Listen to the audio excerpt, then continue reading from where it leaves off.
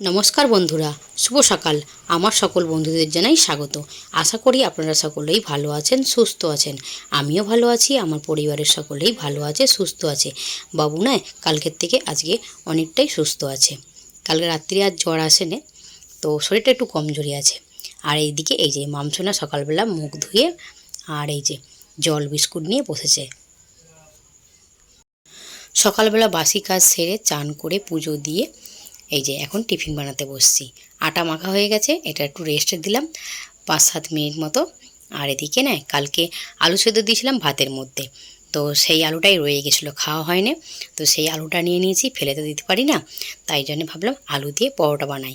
পরোটা নয়, আলুর পরোটা খেতে সবাই ভালোবাসে আমাদের বাড়িতে। আর ছোটো ছোটো করে পেঁয়াজ কুচিয়ে নিয়েছি, সাথে নিয়েছি আদা রসুন। আলুটা যেহেতু কালকে, তাই জন্য পরোটার মধ্যে এমনি পুরটা দিলাম না, তেলের মধ্যে একটু পেঁয়াজ কুচি দিয়ে আর গরম মশলা, আদা রসুন, লঙ্কা গুঁড়ো, জিরে গুঁড়ো, হলুদ গুঁড়ো দিয়ে একটু ভালো করে কষিয়ে নিয়েছি। আর দিয়ে আলুটা দিয়ে ভালো করে কষিয়ে নিচ্ছি। হাতে যেহেতু সময় ছিল না, তাই মশলাটাকে নামিয়ে তাড়াতাড়ি করে পাখার তলায় দিয়ে ঠান্ডা করে নিয়েছি। ঠান্ডা করে নিয়ে আটার গোলার মধ্যে মশলাটার পুর দিয়ে দিয়েছি। আলুর পুরটা দিয়ে ভালো করে রুটির আকারে বেলে নিয়েছি।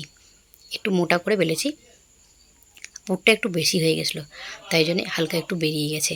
আর ফ্রিজেতে একটু বাটার পড়েছিল, বাটার দিয়ে পরোটাটা সেঁকে নিচ্ছি। বাটার দিলে না পরোটা খেতে বেশ ভালোই লাগে। পরোটাকে এপিট ওপিট করে ভালো করে সেঁকে নামিয়ে নেব। আর কালকে যেহেতু বাবুর শরীরটা খারাপ ছিল, বাবু সেরকম কিছু খাচ্ছে না, তো এই আলুর পরোটা দেখলে বাবু তবু একটু আলুর পরোটা খাবে। অন্য কিছু হলে এখন সেরকম মুখেই নিচ্ছে না ও। এটা খেলে তো একটু রুচিও ফিরে আসবে ওর। প্রতিটা পরোটাই আমি এইভাবে ভেজে নিয়েছি এপিট ওপিট করে। আর প্লেটটাও রেডি করে নিয়েছি, দুটো পরোটা নিয়েছি আর টক দই দিয়েছি।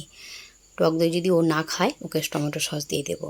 মাম টক দই খেতে ভীষণ ভালোবাসে। টক দইটা আমাদের বাড়িতে এমনিতেই সবাই ভালোবাসে, কিন্তু বাবুর জ্বর হয়েছে তবু একটু দিলাম, যদি ও পছন্দ করে খাবে, না হয়তো ওকে টমেটো সস দিয়ে দেবো।